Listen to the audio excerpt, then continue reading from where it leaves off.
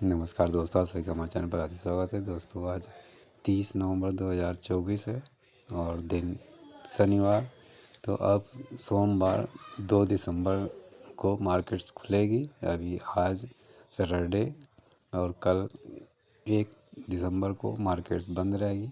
और इसमें अभी कल यानी कि 29 नवंबर 2024 दिन फ्राइडे को भारत के जीडीपी के डाटा आए हैं। दोस्तों वो डाटा अच्छे नहीं कहे जा रहे हैं, क्योंकि जुलाई से सितंबर क्वार्टर्स वाले में इसी साल 2024 के जुलाई सितंबर क्वार्टर में जीडीपी में काफ़ी गिरावट दर्ज की गई है। और दोस्तों ये 7 क्वार्टर्स में सबसे कम मापी गई है। और ये सारा का खेल मैन्युफैक्चरिंग और माइनिंग के क्षेत्र से निकल कर के आया है, जबकि सर्विसेज सेक्टर्स में स्टेबल है और फार्म सेगमेंट में थोड़ा इजाफा देखने को मिल रहा है।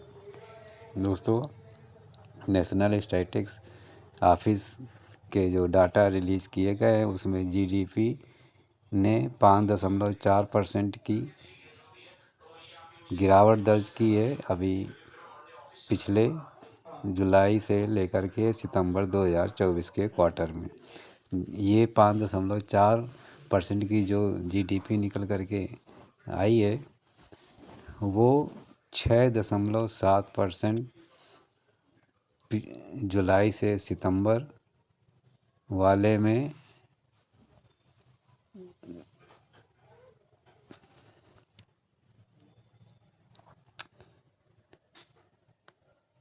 यानी कि अप्रैल से जून वाला जो क्वार्टर था वहाँ पर 6.7% थी, जबकि 8.1% सेकेंड क्वार्टर में पिछले साल इसी क्वार्टर्स का 2023-24 में 8.1% था। और अब दोस्तों जीडीपी 5.4% ही रह गई है। इस तरह से इसमें काफ़ी घबराहटपूर्ण लोगों में स्थिति देखी जा रही है कि इतनी ज़्यादा जीडीपी में गिरावट आगे क्या होगा। तो दोस्तों ऐसा कुछ भी नहीं है कि जीडीपी 5.4% आई है, ये काफ़ी अच्छी मानी जा रही है, लेकिन जो उम्मीद की जा रही थी उससे थोड़ा ज़रूर कम है, क्योंकि इस समय फार्म सेक्टर थोड़ा ठीक चल रहा है और भारत हमारा कृषि प्रधान देश है।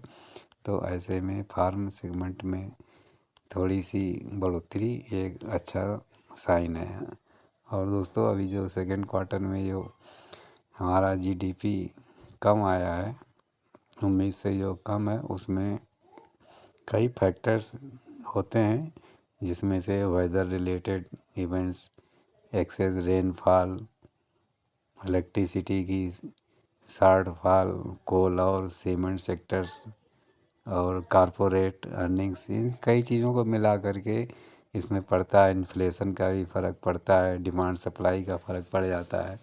तो इन सब चीज़ों को देखते हुए जीडीपी के डाटा ज़रूर थोड़े चिंताजनक हैं, लेकिन आने वाले समय में इसमें धीरे धीरे इजाफा हो सकता है। अब रही बात ये जीडीपी के अभी डाटा आए हैं, उससे क्या सोमवार को शेयर बाज़ार भरभरा करके गिर जाएगा, इसी को दोस्तों डिस्कस कर लेते हैं। दोस्तों जो पिछले फ्राइडे की 29 नवंबर की क्लोजिंग है निफ्टी 50 की, उसमें दोस्तों ज़बरदस्त तेज़ी का माहौल रहा और जो क्लोजिंग बनी है वो 0.9% की ज़बरदस्त तेज़ी यानी कि 217 पॉइंट्स की तेज़ी के साथ 24,131 पर बंद हुआ है। यानी कि फिर से एक बार 24,000 की लेवल से ऊपर निफ्टी 50 बंद हुआ है। इसी तरह सेंसेक्स भी 759 पॉइंट बढ़ कर के 79,803 पर बंद हुआ है।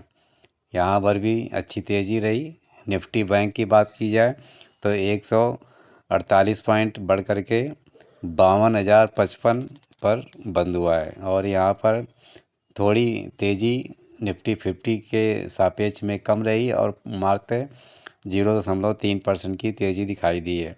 और निफ्टी आईटी की बात करें तो दोस्तों यहाँ पर 170 पॉइंट की तेज़ी रही और ये 43,146 पॉइंट पर बंद हुआ है। और इसी तरह से BSE के स्मॉल कैप की बात की जाए तो यहाँ पर 417 पॉइंट की बढ़ोतरी के साथ 55,199 पर बंद हुआ है।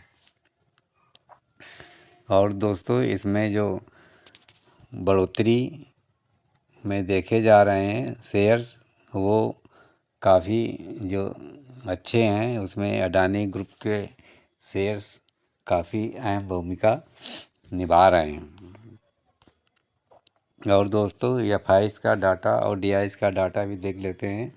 तो दोस्तों अभी 29 नवंबर 2024 को FIs ने फिर से एक बार बिकवाली की है और ये 4,383 करोड़ की बिकवाली कर डाली है, जबकि DIs ने थोड़ा मामला संभाला है और 5,723 करोड़ की इन्होंने परचेजिंग की है। जबकि इससे एक दिन पहले भी 28 नवंबर 2024 को भी FIs सेलिंग पर उतरे थे और 11,756 करोड़ तक माल बेच डाला और DIs ने 8,718 करोड़ का माल खरीदा था 28 नवंबर 2024, एक दिन पहले।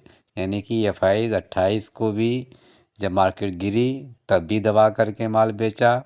29 तारीख अभी पिछली नवंबर की फ्राइडे में भी जब बाज़ार में खूब तेज़ी आई तब भी माल दबा करके इन्होंने बेच डाला 4,383 करोड़ का। तो आप समझ सकते हैं कि FIs अभी भारत में लौट करके नहीं आए। बीच में लग रहा था कि चाइना की इकोनॉमी थोड़ा रुक गई, स्टेबल हो गई है, तो अब इंडिया की तरफ रुझान हो सकता है, लेकिन अभी ऐसा नहीं दिख रहा है। कहीं भी ऐसा पॉइंट अभी नज़र नहीं आ रहा है कि यहाँ पर FIs इंडिया में लौट करके परचेजिंग करना शुरू कर दें। अब फिलहाल जो बात करते हैं कि हमारे GDP डाटा एक्सपेक्टेड रहे हैं उससे भी काफ़ी कम आए। 7 क्वार्टर्स में सबसे कम इस समय GDP ग्रोथ निकल करके आ रही है, तो ये चिंता का विषय ज़रूर है। लेकिन शेयर मार्केट्स में इसका ज़्यादा असर अभी मंडे को नहीं दिखाई देगा, ऐसी संभावना नज़र आ रही, क्योंकि अमेरिकन बाज़ार काफ़ी तेज़ी के साथ बंद हुआ है।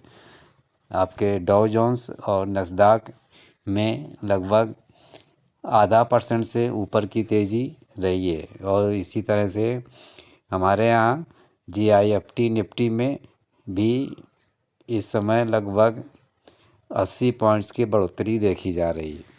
तो बाज़ार कंसोलिडेट हो सकता है, हल्की फुल्की गिरावट हो सकती है घबराहटपूर्ण, लेकिन बहुत ज़्यादा गिरावट नहीं होगी। मार्केट्स प्लस में भी रह सकता है। यानी कि जो हमारी निफ्टी 50 का मामला, जैसे मान लीजिए समझ लीजिए कि 24,131 पर बंद हुआ है, तो ये 24,200 तक आगे इसमें प्लस में बढ़ोतरी हो सकती है।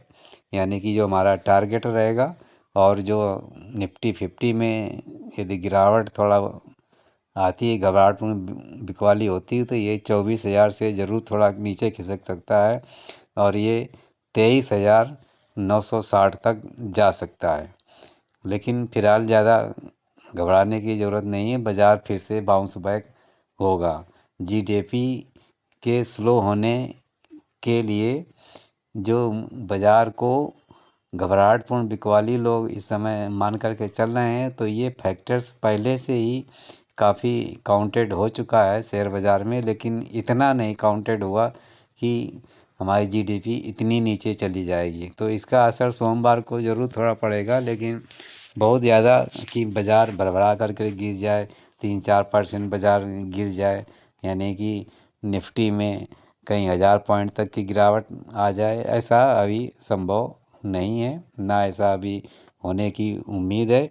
फिलहाल थोड़ा घबराहटपूर्ण बिकवाली ज़रूर है और यही हम लोगों के पास फिर से एक बार मौका होगा माल बटोरने के लिए।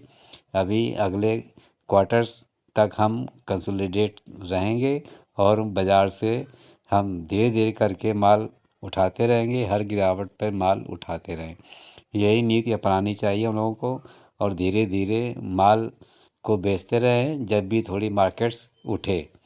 तो यही नीति अभी 1 क्वार्टर्स तक और चलानी पड़ेगी जब तक कि एफआई थोड़ा अपना मूड नहीं बदल लेते इंडिया की तरफ। ये एक थोड़ा सोचनीय विषय ज़रूर बना हुआ है।